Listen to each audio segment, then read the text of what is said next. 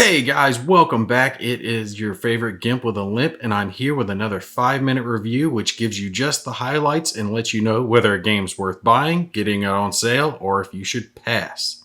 Today, I'm taking a look at Undaunted Normandy by one of my favorite designers, Mr. David Thompson. As always, first we'll take a quick look at the components, and they're pretty well good across the board. The counters are nice and thick, pre-rounded. The map tiles that come with the game are made of the same material, and they don't warp like you can see with some map tiles. The cards are going to be your standard card stock that will hold up to shuffling, but you can easily sleeve them if you want to.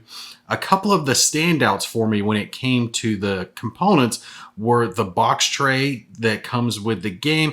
It makes storage and unpacking the game a breeze. Also, the rule book and scenario book are very well done. They're nicely colored, and it makes it easy for both reading and learning and setting up the game. The game itself is set in World War II in the European theater with Americans versus Germans in the Normandy version of the game. Now, gameplay is where this game really shines thanks to David's ability to provide streamlined play that also gives a nice feeling of depth.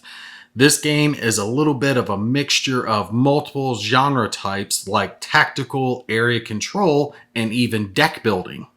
In this game, you will pick a scenario to play that will give you an order of battle telling you what cards go into your deck and which cards are going to go into your supply. These cards, as well as the counters on the board, represent your troops like riflemen, machine gunners, and squad leaders. You will play these cards on your turn to do things like move, attack, scout the terrain, or even bolster your own forces by bringing cards from your supply into your hand. Replenishing your forces from the supply will be a must, since when you take casualties, those cards are discarded from your deck for the remainder of the game. So effectively, the cards that you use to perform actions with specific troops will be killed off during the course of a game.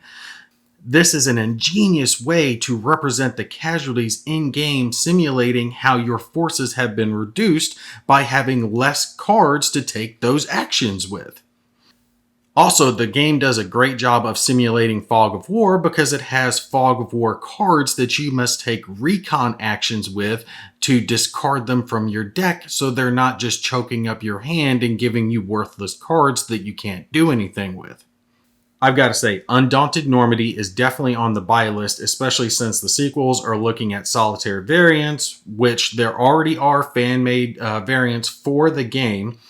And the game also does an excellent job of combining other genres like the deck building element into an easy to learn war game, make it enticing for people who are not normally into wargaming to give this one a shot. So it's good for the wargamer, it's good for the not wargamer. It's really kind of hitting everything across the board. I really think it's going to be the combination of deck building elements plus the streamlined gameplay that's really going to open this game up to people who might not have considered playing a traditional style war game. My own wife, as an example, loves deck building games. Dominion is one of her all-time favorites, but she would never sit down and play a traditional GMT or DVG or block and load type game with me. But this one I think she would actually enjoy because she enjoys building her deck and kind of putting it together to see what she can come up with. And plus you add to that the aspects that you're not having to worry about combat results tables or a whole bunch of modifiers.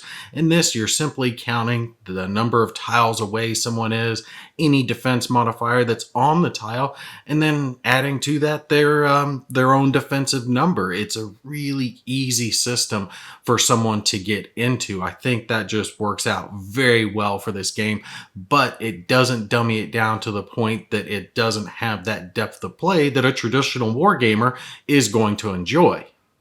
Anyway, that's it for this 5-minute review. I hope you guys enjoyed it. Y'all take care, and I will see you in the next one.